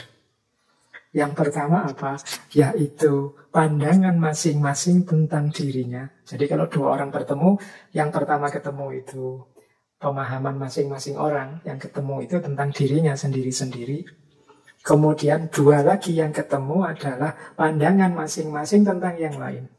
Pandanganku tentang dirimu dan pandanganmu tentang diriku. Ini kan 2. Dan yang ketiga, hakikat yang sebenarnya dari diri masing-masing. Itu kan 2 lagi, berarti 6. Jadi kalau kita ketemu 4 mata, itu sebenarnya yang ketemu tidak 4 mata, tapi 12 mata. Jadi yang 2 orang pertama ini, aku menurut diriku masing-masing. 2 orang kedua, aku menurut masing-masing kita menurut orang lain. Dan yang ketiga, aku yang sebenarnya. Ini masing-masing kan 2, jadi 6. Matanya 2-2, jadi 12. Jadi pertemuan 4 mata itu sebenarnya pertemuan 12 mata. Jadi ini menurut William James. Jadi kalau teman-teman nanti berefleksi, memahami diri, coba didalami lagi. Di mana titik beda antara pandanganku tentang diriku sendiri dengan diriku sendiri yang sejati dengan pandangannya orang lain terhadap diriku. Ini bisa jadi beda-beda. Nah, menarik kalau teman-teman bisa mengajak teman yang lain, misalnya punya teman akrab, diajak berefleksi tentang diri masing-masing. Kira-kira menurutmu aku itu seperti apa sih? Kalau menurutku aku itu seperti ini, kalau menurutmu sama enggak seperti itu? Nah, nanti tinggal dilanjutkan sebenarnya aku itu seperti apa. Jadi bisa sesama sahabat mungkin saling membantu mengenali diri. Kalau dalam ilmu psikologi itu tentang pengenalan diri itu kita dikenal ada 4 wilayah. Ada wilayah yang terbuka, ada wilayah yang tersembunyi, ada wilayah buta, dan ada wilayah yang tidak diketahui. Jadi ada wilayah open, ada wilayah blind, ada wilayah hidden, dan ada wilayah unknown. Wilayah open itu, wilayah yang terbuka itu sesuatu yang orang tahu, aku juga tahu. Misalnya, saya itu cerewet. Aku tahu aku itu cerewet. Orang lain juga tahu kalau kita itu cerewet misalnya. Nah, ini I know. Others juga know. Tapi ada wilayah yang hidden, tersembunyi. Wilayah tersembunyi itu yang aku tahu, tapi orang lain tidak tahu. Misalnya kita sendiri di kos. Aku tahu, aku itu kalau bangun tidur mesti kesiangan. Tapi karena aku di kos sendirian, tidak ada yang tahu. I know. Tapi others don't know. Ini namanya wilayah hidden. Ya nanti kalau kita ceritakan ke orang lain jadi tahu. Ada wilayah blind. Wilayah blind itu wilayah buta yang kita tidak melihat itu. Ini wilayah yang I don't know, aku tidak tahu. Tapi others know, orang lain tahu. Jadi untuk hal-hal yang tidak kita sadari, misalnya kita itu mudah tersinggung kalau pas lapar misalnya. Kita mungkin tidak perhatian dengan itu. Pokoknya tidak sadar saja kalau lapar kita tersinggungan misalnya. Nah, ini orang lain mendeteksi, Pak anak ini kalau lapar mengerikan ini. Kita tidak tahu. Orang lain tahu, I don't know. Tapi others know, itu namanya wilayah blind. Nanti ada wilayah unknown. Wilayah unknown itu orang lain tidak tahu, aku juga tidak tahu. Ini perlu pendalaman untuk menggali. Yang mungkin perlu waktu juga untuk mengenali. Ternyata aku ini, bisa itu, punya kualitas ini. Itu wilayah unknown. Ini kita perlu kontemplasi, perlu refleksi lebih dalam. Boleh nanti kalau ada teman, ada sahabat saling menilai, saling. Kalau yang sudah punya pasangan mungkin bisa suami istri atau teman sakos yang di kamar itu saling mengenali diri. Jadi coba ditulis ya yang kamu ngerti tentang aku. Nanti aku nulis yang aku ngerti tentang kamu. Nanti saya juga nulis aku tentang aku, kamu nulis juga tentang dirimu. Nanti kita cross check sehingga kita bisa mengidentifikasi mana yang open, mana yang hidden, mana yang blind. Nah setelah itu monggo masing-masing melakukan muhasabah, refleksi, kontemplasi sendiri-sendiri untuk menggali siapa tahu ada wilayah yang unknown, yang tidak diketahui. Ini salah satu jalan kita untuk memahami diri, mengenali diri, membangun identitas. Baik, jadi itu isu yang lain dalam kita memahami diri, mengenali diri, membangun identitas diri. Kita lanjutkan. Nah, penting juga saat kita melakukan self-identity, ada isu lagi yang banyak ditekankan oleh para filosof, yaitu terimalah diri kita sendiri. Mari kita menjadi diri sendiri. Ini menjadi isu di banyak hal. Misalnya ada kalimat dari Lao Tzu itu. Misalnya angsa itu tidak perlu mandi untuk membuat dirinya putih. Demikian juga engkau tidak perlu melakukan apapun, engkau hanya perlu menjadi dirimu. Nah ini kalimat dari Lao Tzu. Jadi berarti apa? Memahami diri itu bukan kok terus menipu diri, tapi yuk jadi diri kita sendiri saja dulu. Kita pahami potensi-potensi, kelebihan-kelebihan kita, dan itu yang kita hidupkan. Jangan takut atau jangan banyak terpengaruh oleh hal-hal di luar diri sampai kita melupakan hakikat diri kita yang sejati. That the snow goose need not bath to make itself white. Neither need you do anything but be yourself. Jadi angsa itu tidak perlu mandi untuk membuat dirinya jadi putih. Demikian pula engkau tidak perlu melakukan hal-hal yang lain, tapi hanya jadilah dirimu sendiri. Dan ini dikuatkan oleh Dr. Seuss, ini tokoh yang bolak-balik sering kita singgung ya di bulan yang lalu. Kata beliau begini, jadilah dirimu sendiri. Katakan apa yang engkau rasakan. Karena mereka yang keberatan tidak menganggapnya penting, mereka yang menganggapnya penting tidak keberatan. Maksudnya apa? Yuk kita jadi diri kita sendiri saja. Tidak usah terlalu peduli dengan komentarnya orang. Orang yang peduli dengan kita itu tidak akan banyak berpikir, dia pasti menerima apa saja yang kita lakukan, kita katakan.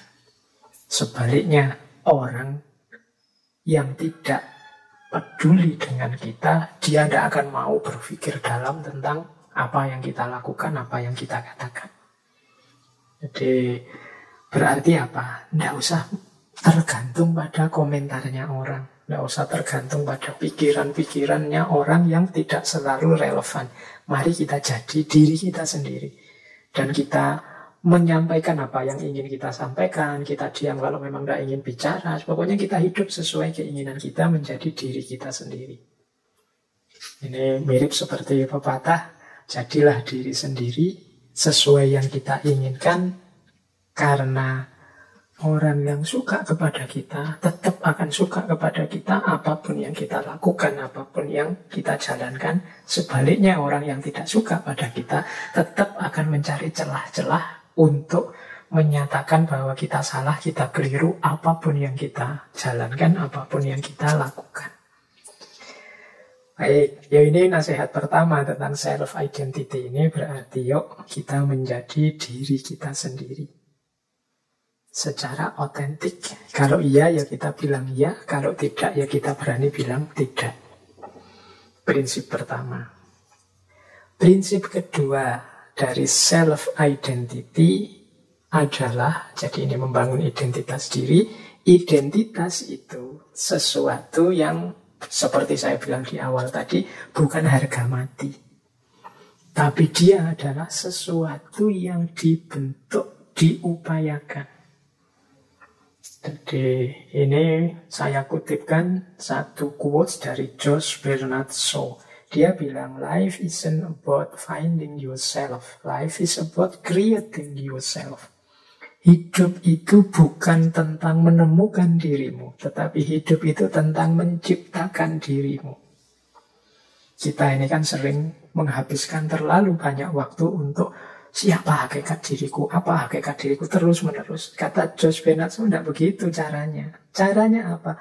Engkau ingin membentuk dirimu seperti apa? Itulah nanti yang akan jadi hakikat dirimu. Jangan dicari-cari, tapi apa? Ciptakan, buatlah. Kalau ingin jadi pahlawan, ya lakukan hal-hal kepahlawanan, ciptakan hal-hal kepahlawanan. Kalau ingin jadi manusia mulia, lakukan perbuatan-perbuatan mulia. Jadi life is about creating yourself, bukan finding yourself. Jadi kadang-kadang kita ini kan mungkin karena terlalu banyak teori yang dijejalkan, sehingga kita cari-cari diri kita, mencocokkan dengan teori-teori. Akhirnya kita capek menemukan diri kita. Saya itu tipe introvert atau ekstrovert ya. Saya itu tipe jenis orang yang begini apa yang begitu ya, melankolis apa-apa. Jadi kan sering banyak teori-teori itu, terus kita membaca diri kita. Tapi sebenarnya itu semua bukan harga mati. Jadi, saya introvert, Pak. Tapi saya akan berjuang untuk mengatasi introvert saya biar tidak terlalu introvert. Saya juga ingin jadi orang yang pintar bersosialisasi. Pasti bisa. Karena apa? Life is about creating yourself. Jangan menyerah dengan karakter yang sedang kita miliki hari ini. Wong karakter itu bukan harga mati. Dia sesuatu yang bisa kita ciptakan, kita hidupkan, kita biasakan. Jadi rumus kedua tentang self-identity, kalau tadi rumus yang pertama kan jadilah otentik, tapi ini yang kedua dilanjutkan. Yaitu mari kita ciptakan diri kita bentuk diri kita sesuai yang kita inginkan. Bahkan nanti di situ saya tambahi quotes dari Mahatma Gandhi. Beliau menegaskan, a man is but the product of his thought. What he thinks, he becomes. Manusia itu hanyalah produk dari pikiran-pikirannya. Apa yang dia pikirkan, seperti itulah dia terbentuk. Berarti apa? Yuk kita berpikir yang positif-positif, yang produktif-produktif. Kita berpikir yang baik-baik. Tentang diri kita, lingkungan kita, masyarakat kita. Disitulah kita juga akan terbentuk jadi orang baik. Pikiran kita yang baik akan melahirkan kata-kata yang baik, melahirkan tindakan yang baik, dan melahirkan kebiasaan-kebiasaan yang baik. Kalau hidup kita ada di siklus ini, pikiran baik, kata-kata baik, tindakan baik, kebiasaan baik, ya pasti karakter kita akan terbentuk jadi karakter baik. Identitas kita adalah identitas orang baik. Nah, jadi ini rumus kedua. Saat kita membangun self-identity, membangun identitas diri kita. Rumus yang ketiga untuk self-identity adalah identitas kita. Itu sifatnya adalah ongoing proses. Senantiasa berproses. Tidak mandek, tidak harga mati. Ini seperti kalimat yang saya ambil, quotes dari William Shakespeare. We know what we are, but not what we may be. Kita tahu siapa kita sekarang, tapi kita tidak tahu what we may be. Apa kita, siapa kita nantinya. Jadi berarti apa? Ya saya sekarang seperti ini. Diterima saja, tapi kan besok bisa jadi berubah. Asal kita rancang sejak sekarang. Nah, itu identity. Iya sih, saya sekarang orangnya pemalu, pendiam, introvert. Suka negative thinking misalnya, sekarang. Tapi kan kalau memang aku berniat mengubah diriku, ya siapa tahu besok aku bisa berkembang jauh lebih baik. Dan tentunya kita juga kan ingin jadi jauh lebih baik. Jadi, we know what we are. Kita mungkin bisa membaca siapa diri kita sekarang. Tapi, but not what we may be. Siapa tahu kita yang akan datang. Karena tidak ada identitas yang fix. Ya saya sekarang pemalu sih. Tapi, bukan berarti kepemaluan saya ini harga mati. Sampai besok-besok aku ya pemalu. Kalau kita mau, bisa kok mengubah sifat pemalu kita. Misalnya jadi agak pemberani misalnya. Itu what may be.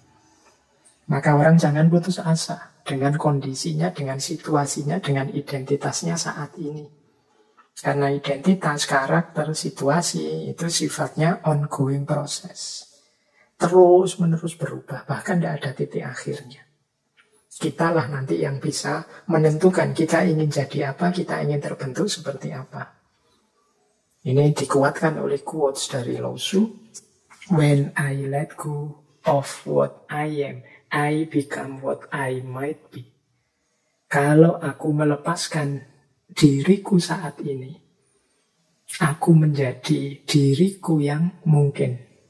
Diriku yang mungkin itu ya, diriku mungkin yang lebih baik, mungkin yang lebih sukses, mungkin yang lebih luar biasa, mungkin yang lebih dahsyat dari sekarang. Syaratnya apa? Let go of what I am. Berani melepaskan, berani keluar dari zona nyaman saat ini, berani out of box. Nah, maka akan ketemu dengan what I might be. Jadi identitas itu bisa bersifat ongoing proses. Bisa berubah terus-menerus. Tidak ada yang pasti, tidak ada yang eksak terus-menerus begitu. Seperti sering saya jelaskan kan, hidupnya manusia itu serba dinamis, berubah. Maka we know what we are, but not what we may be. Kita tahu siapa diri kita sekarang, tapi seperti apa kita besok, kita tidak tahu. Semuanya tergantung kemauan, keinginan, dan keseriusan kita dalam menjalani hidup, mengkonstitusi diri kita. Baik. Nah, ini waktunya tinggal sedikit. Ada quotes menarik dari Mahatma Gandhi lagi. Dia bilang begini, the best way to find yourself. The best way to find yourself is to lose yourself in the service of others. Cara terbaik untuk menemukan dirimu adalah dengan cara melenyapkan dirimu dalam melayani yang lain, dalam berbuat baik pada yang lain. Nah, ini quote terakhir dari Mahatma Gandhi. Ini mungkin kita pahami sebagai strategi alternatif ya. Mungkin kita kesulitan untuk membentuk diri kita. Ya sudahlah, ada jalan pintas, yaitu apa? Lakukan kebaikan untuk orang lain. Anggap saja dirimu hilang. Dirimu hilang itu kikis egoismu jauh-jauh, kikis egomu dalam-dalam, abdikan dirimu untuk yang lain. Ya paling tidak dengan melakukan itu akan terbentuk diri kita sebagai orang yang baik, orang yang tulus, orang yang bernilai penting di tengah masyarakat. Jadi kita kan sulit, Pak saya itu siapa ya Pak? Saya itu cirinya apa ya Pak? Kelebihan saya apa ya Pak? Kekurangan saya apa ya Pak? Kita kan sering begitu, terus capek baca buku kiri kanan. Sudahlah, kalau tips saya Mahatma Gandhi, lakukan saja kebaikan-kebaikan semampumu. Mungkin awalnya agak memaksa diri, tapi lama-lama seperti itulah kalian akan terbentuk. Jadi apa? Jadi orang yang baik. Jadi orang yang melakukan banyak kebaikan untuk sesama. Otomatis di situ kita eksis, kita bernilai penting. Tadi kan kita merumuskan identitas macam-macam itu kan untuk menegaskan diri, menunjukkan kita ada, menampilkan betapa pentingnya diri kita, kan begitu. Nah kata Gandhi, ya ada jalan terbaik untuk lebih cepat sampai ke sana, yaitu apa? Lose yourself in the service of others. Lakukan kebaikan sebanyak mungkin, semampumu untuk orang lain. Otomatis nanti lama-lama terbentuklah identitas dirimu sebagai orang yang baik. Tampillah kalian eksis sebagai orang yang baik. Otomatis nilai dirimu jadi penting. Orang lain mendapatkan kemanfaatan dari hidupmu. Jadi ini jalan praktis dari Mahatma Gandhi. Kalau mungkin di antara teman-teman yang kesulitan melakukan konstitusi diri, identifikasi diri yang mendalam rumit seperti para filosof, ya sudahlah, teman-teman punya konsep kebaikan apa, ngerti yang baik-baik apa, paham yang bisa dilakukan apa, lakukan itu semaksimal mungkin. Disitulah nanti diri kita akan terbentuk. The best way to find yourself is to lose in the service of others. Terakhir, ini tak tambahi satu lagi. Kalau tadi alternatif dari Mahatma Gandhi, ini ada lagi satu alternatif dari Maulana Rumi. Cuma ini mungkin lain waktu akan saya jelaskan jauh lebih panjang, karena sesi malam hari ini kita belum sempat masuk ke aspek identitas dari perspektif agama, khususnya dari perspektif tasawuf. Tapi kita bikin trailernya dulu ya. Ini dari Maulana Jalaluddin Rumi. Kata beliau begini, how do I know who I am or where I am? How could a single wave look at itself in an ocean? Bagaimana aku bisa tahu siapa aku atau di mana aku?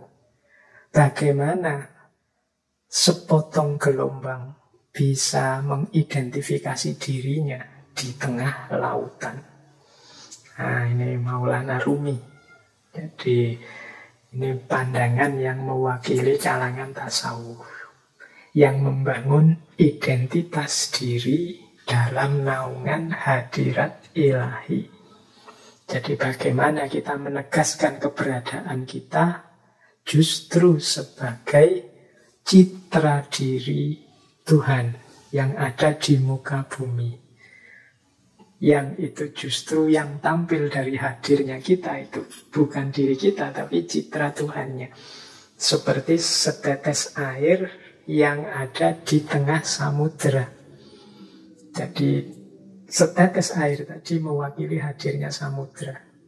Tetapi ketika dia ada di tengah samudera, ya bagaimana setetes air tadi mampu mengidentifikasi diri, karena yang ada, yang tampak tentunya adalah samudranya, bukan setetes airnya. Baik, ini mungkin lain waktu kita perdalamnya. Ini perspektif tasawuf tentang identitas diri. Kemudian sebelumnya tadi perspektifnya Mahatma Gandhi tentang identitas diri. Bagaimana kita temukan identitas diri dalam pengabdian dan kebaikan. Selain banyak perspektif lain tadi ya kita obrolkan dalam waktu kurang lebih 2 jam. Saya kira itu ya teman-teman. Jadi ya semoga teman-teman tidak menunggu mana Pak identitas diri saya, atau teman-teman menunggu saya sodori ini loh identitas yang kamu pakai dan lain sebagainya. Ya tentu saja kita tidak bisa seperti itu. Teman-teman, hari ini saya menyampaikan beberapa perspektif saja, beberapa alat saja, termasuk tadi ada cara-cara, tips, termasuk bagaimana bersama teman menggali identitas diri dan lain sebagainya. Untuk selanjutnya monggo dipraktekkan yang memang mungkin dan relevan. Sedikit-sedikit semoga bisa meningkatkan kualitas diri kita. Baik, saya kira itu teman-teman untuk sesi malam hari ini. Insya Allah kita lanjutkan minggu depan. Mungkin juga masih belum terlalu jauh dengan pembahasan malam hari ini, yaitu tentang mimpi. Oke, saya akhiri sekian. Kurang lebihnya mohon maaf. Wallahul muwaffiq.